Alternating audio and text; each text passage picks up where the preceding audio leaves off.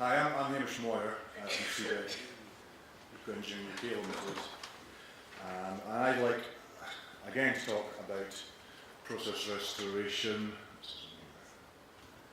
There's been a lot of mention of it today, so we're all quite familiar with it. But I'd like to give an example of where we have been able to implement these processes or philosophies in the field. I'd like to thank the conference organisers for allowing me to give this talk, and also acknowledge my co-author, Eric Gillis of Glasgow University. So, as I said, process restoration, we've heard a lot about it today. So just to briefly recap, the overarching philosophy is to restore catchment scale river process as much as possible. So this means operating at as large scales as feasibly possible, with the aim to restore process rather than simply to reproduce channel form at a very site-specific scale, which has been done a lot in the past, and to look at longer temporal timescales, not to regard this as a one-off quick fix. And through this, we have a more sustainable approach. We let the river do the work. However, in practice, we tend to have a lot of constraints, these types of constraints here. Normally, with all our great intentions, what starts out with process restoration gets pared back to something a lot less holistic. But I'd like to give an example of where we've pretty much been able to do the whole process, consider process restoration in full.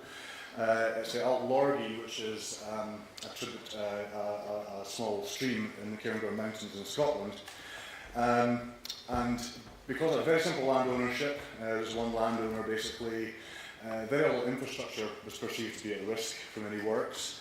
The regulators, SNH and SEPA in Scotland, were very supportive and very much wanted to promote this type of approach. Very open-minded client, and basically everything was on the table in terms of what we were allowed to do. So, as I said, the Alt Lorgie, it is a tributary of the River Dolman, which is itself a tributary of the River Spey, right in the centre of the Scottish Highlands. This is our specific study site here. At this point, the catchment area is quite a small stream, it's 25 square kilometres in this location. And in its unimpacted reaches, it's a really nice example of a dynamic upland level bed river in the Cairngorms. But in other impacted locations, it's quite different. It's being canalised, pushed up against this valley wall, a lot of dredging of material, producing quite a lot of impact in the system in terms of geomorphology. So this is the site here in the red box. The section of the river which is canalised is this section here. So it's been pushed up against this west valley wall. But to understand, if we were wanting to go with this process restoration, we've got to understand what the natural condition or the historic condition of the river was like. So we did some historic analysis. These two overlays here are the morphology of the channel in 1875 and 1982. So before the engineering works occurred, in this type of environment, a classic wandering braided channel with multiple channels, a lot of sediment storage, a lot of dynamic movement of the system. So this is effectively what a reference state is for what we're trying to reproduce over time. So to give some more examples of the impacts on the Alt Lorgie, you've seen this photograph, this embankment before, but looking upstream, this is looking downstream.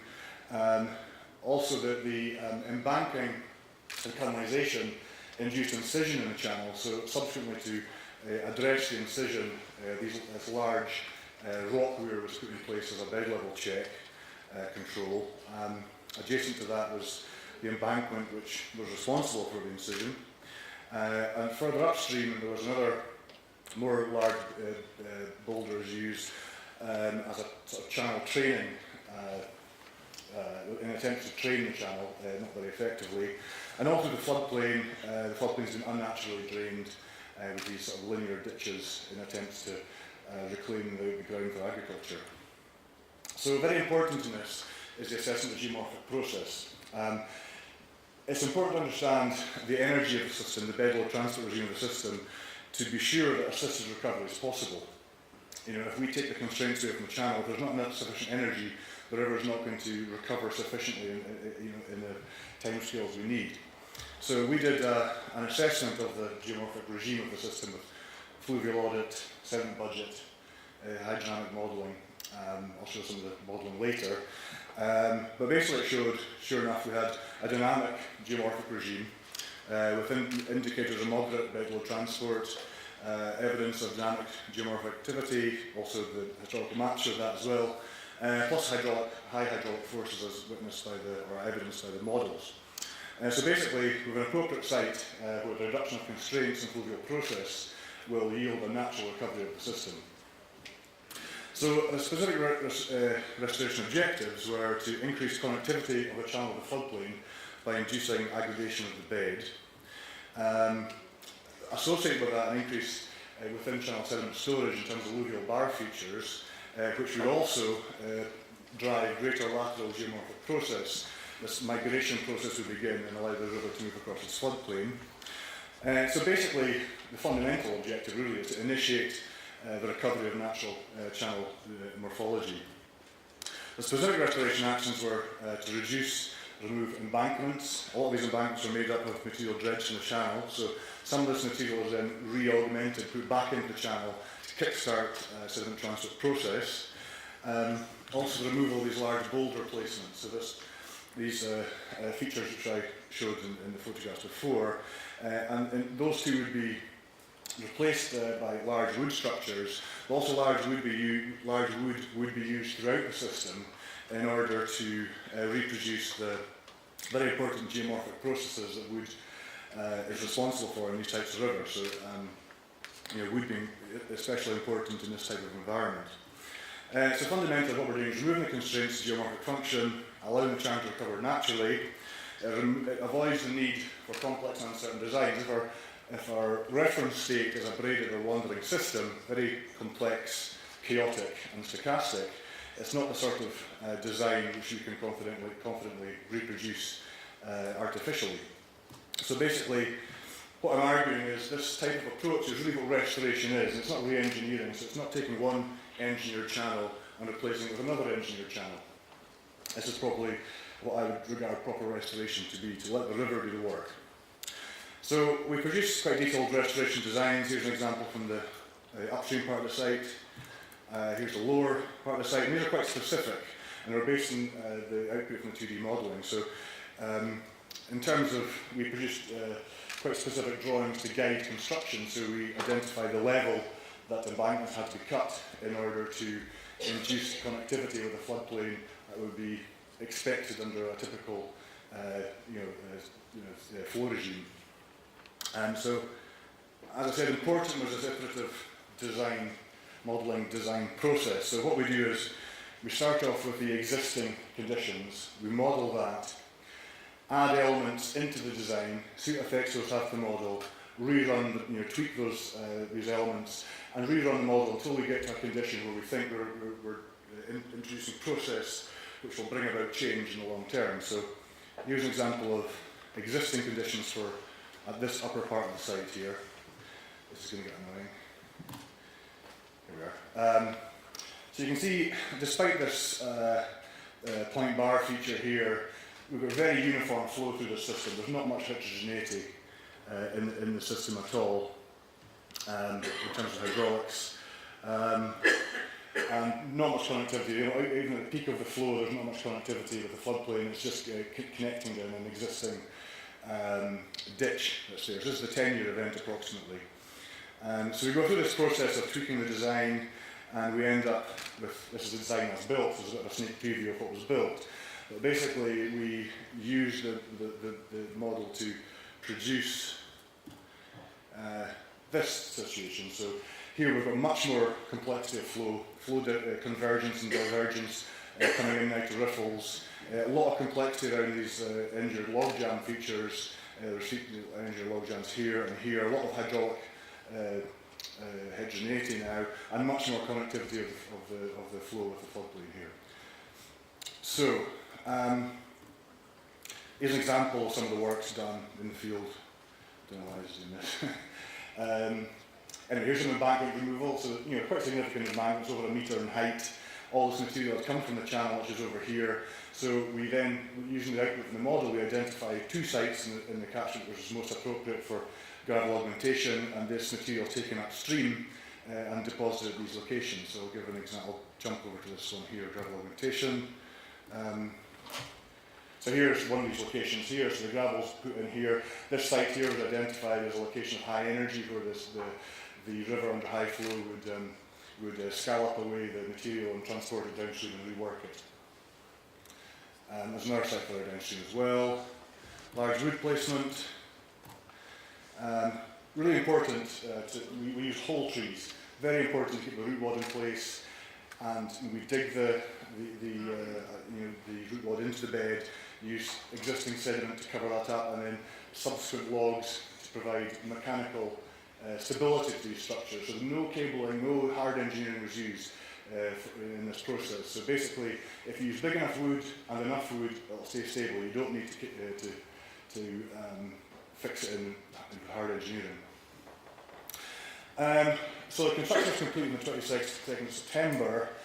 We'd hoped for a bit of stability to let things bed in, but we got a fairly big event on the 12th of October. A couple of videos of that. I went to the site just before the peak of the flood. This is where the boulder rock weir was. We put a cross-channel log jam in instead, and it's entirely stable under this high. The flow peaked at higher than this. So a lot of energy getting dissipated over here. This is the effect this was designed to have. And upstream is one of our mid-site gravel augmentation site. A lot of bed load here getting transported. And if it pans up in a second, you'll see the location for where the gravel augmentation was. Hopefully, here we are. So up here, this is one of the sites. This has already been, a lot of this has been transported downstream and reworked down through the system, even by that point in the flood. The upper site, similarly, the wood feature is entirely stable. A lot of bed load getting moved. Again, it'll pan up, and you'll see the site in the previous video where the gravel was put in up here. It's already been scalloped away, and this material's been transported down and reworked. So I'll quickly go through some examples of the site before, immediately after and after the flood events. This is a downstream site before, this is immediately after the construction, and this is after the flood events. Already we've got this significant point bar feature developing here, much more complexity, greater complexity on the bed here. Here's before the flood event. This is the as constructed. There's a cross-channel log jam here, embankments taken down. Here's the flood event, and then this is the feature afterwards. We've got a nice gravel build up here, inducing a riffle here, and we've got fish spawning on this 2 weeks afterwards. So, effective in an ecological sense as well, and it's also been stable since then. Similarly, a very homogeneous channel, a bad apex log jam, the flood event, material deposited here, a lot more complexity of the flow, fining of the material of the bed, allowing fish to spawn again. And here's the boulder check weir. This is the log jam that was put instead. And here's after, you saw the video of the flood, here's the aftermath of the flood. Significant gravel accumulation, the beds are grading as we hoped. The upstream site, beforehand, after, flood event, again, significant sediment build up here, a riffle feature developing, a lot more hydraulic and morphological complexity downstream, again fish spawning on here afterwards. So to quickly conclude, as a near unique example of the full application of process restoration, an important point of this is the design as built is not the end product, but the beginning of a trajectory towards natural recovery. So we're doing a lot of ongoing monitoring right now to catalogue that recovery, and maybe there might be need for adaptive management to maybe more wood and more sediment in. We can determine that with the monitoring. So because of monitoring, it provides a really good case study for the full application of this type of approach. But the emphasis, a really important emphasis on understanding the geomorphic process before you do this. This type of approach is appropriate for this type of energy system. But a similar project we're working on, exactly the same problem, a canalised section of channel, the river pushed right up against the valley wall here with an embankment associated with it.